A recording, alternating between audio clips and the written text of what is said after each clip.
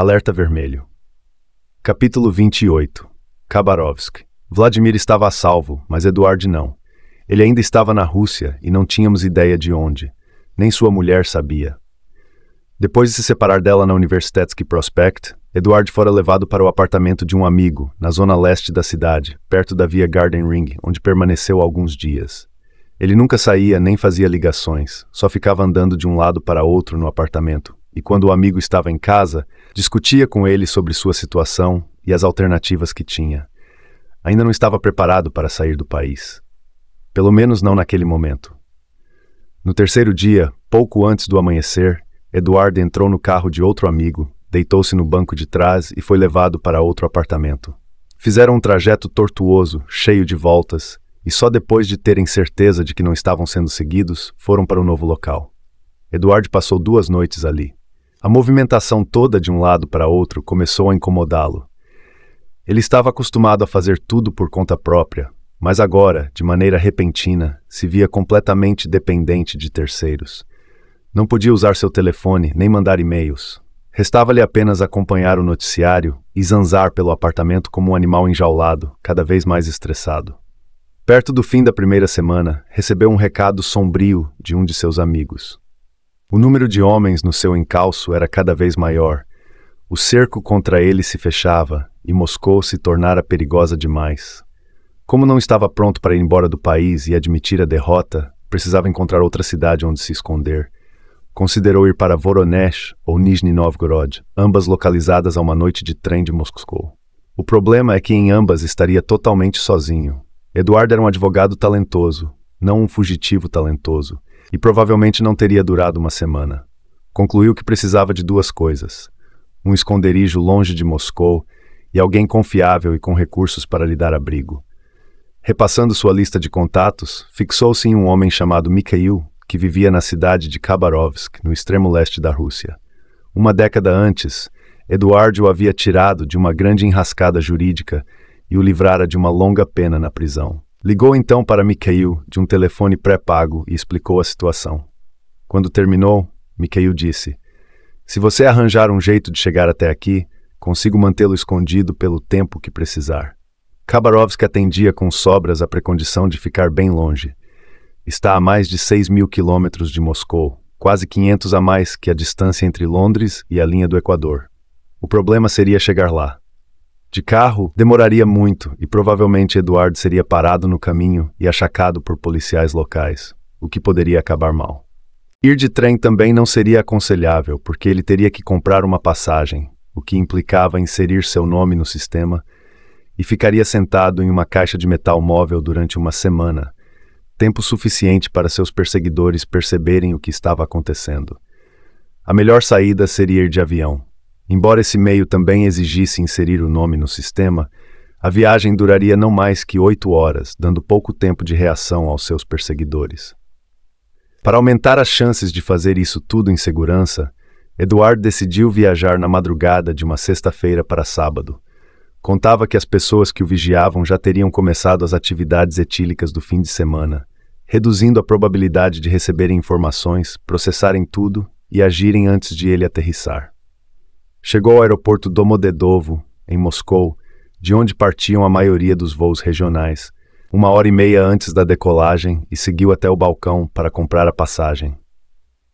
A atendente da companhia aérea informou o preço, 56.890 rublos, equivalente a pouco menos que 1.500 libras, e Eduard tirou o dinheiro da carteira. Pagou da forma mais displicente possível, como se estivesse comprando um sorvete, mas seu coração estava a 1000. Era um valor alto para se receber em dinheiro vivo, mas a mulher não esboçou reação alguma. Continuou digitando, entregou-lhe a passagem sorrindo e lhe desejou boa viagem. A primeira barreira tinha sido superada. A próxima era a do controle de segurança, depois a entrega do cartão no portão de embarque e, por último, decolar. Todas foram vencidas, mas ainda havia um senão. A compra da passagem podia ter gerado um aviso, e era perfeitamente plausível que, ao chegar em Khabarovsk, ele fosse recebido por alguns dos bandidos que o perseguiam. Tentou dormir durante o voo noturno, que passou por 7 fusos horários distintos, mas foi impossível. Exausto e desgastado, Eduard finalmente pousou em Khabarovsk. O avião taxiou até o terminal. Um caminhão levou a escada para passageiros até a lateral da fuselagem. A porta se abriu e os poucos passageiros desceram e seguiram para a área de desembarque. Assim que alcançou o vão da porta, Eduard viu um carro estacionado no pátio, próximo da escada. Nesse instante, sentiu o coração falhar, mas se recompôs assim que viu Mikhail em pé ao lado, com um sorriso aberto a lhe dar as boas-vindas. Eduard desceu os degraus carregando a bagagem de mão e, sem passar pelo terminal, foi levado para um hotel discreto no subúrbio, onde Mikhail fez o check-in para ele com nome falso. Nós não tínhamos ideia de onde estava Eduard, o que estava fazendo e se estava em segurança. No entanto, o fato de estarmos impossibilitados de ajudar Eduard não nos impedia de tentar descobrir os planos de quem queria incriminá-lo. No início de setembro, recebemos cópias de documentos do Tribunal de Kazan. O mais aterrorizante era o testemunho de Viktor Markelov, o assassino condenado que tinha roubado nossas empresas. Sob juramento, ele declarara que tinha feito tudo comandado por um homem chamado Oktay Gazanov, que morrera de infarto 2 meses antes. Além disso, Markelov alegou que Gazanov recebera todas as instruções de Eduard Khairetdinov, que por sua vez recebia ordens de mim. Agora podíamos entender o que aconteceria com Eduard se ficasse na Rússia. Em algum momento, os servidores corruptos do Ministério do Interior acabariam por localizá-lo e prendê-lo. Uma vez atrás das grades, ele seria torturado até dar seu testemunho envolvendo nós dois no roubo dos 230 milhões de dólares.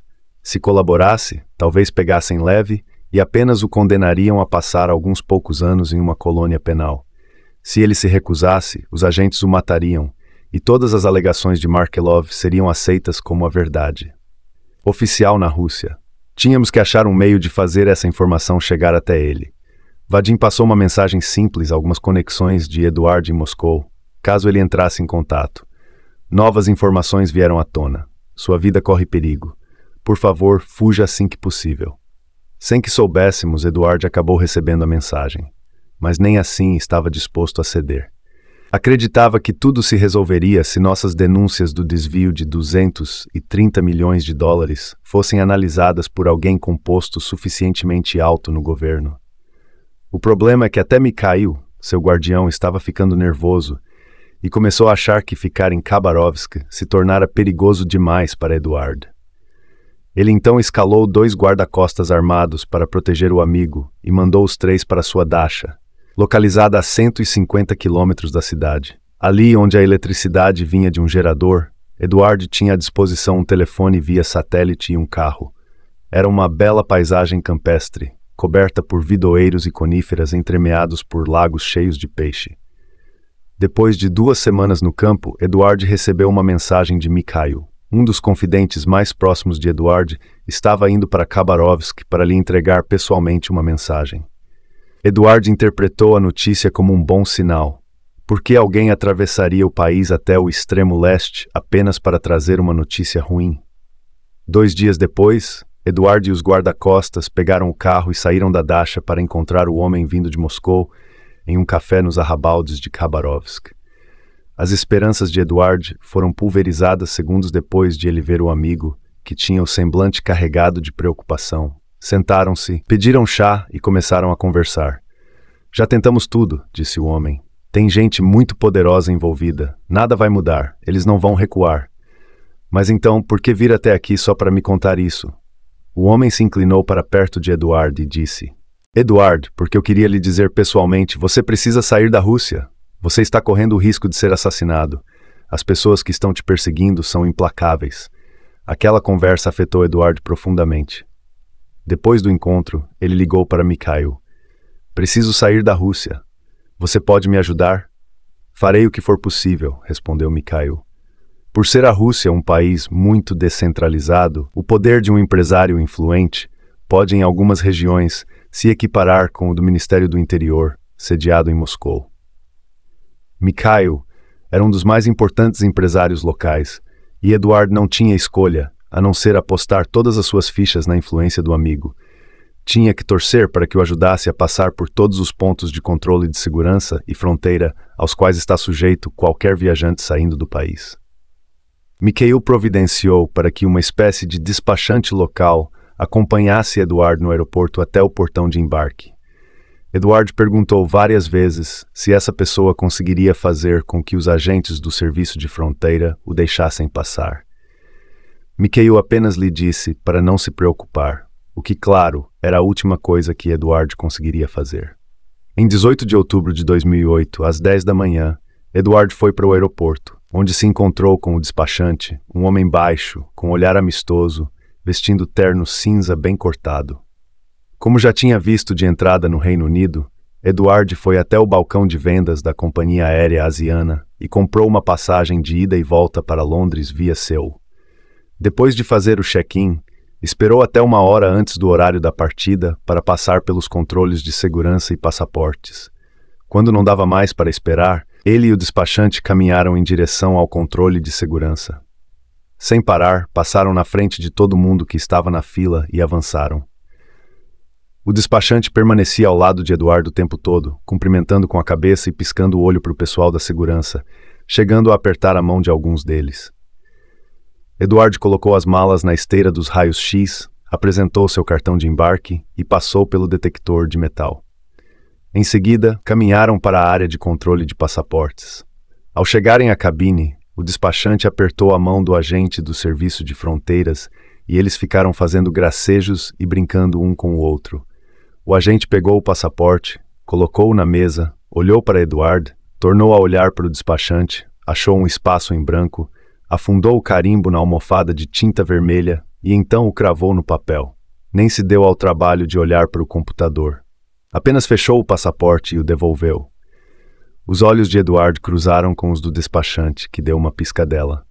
Eduardo agradeceu, virou-se e correu para o portão de embarque. Faltavam apenas 5 minutos para as portas se fecharem. Conseguiu pegar o voo, mas só relaxou 2 horas depois, quando viu que sobrevoavam o mar do Japão e tinham saído do espaço aéreo da Rússia.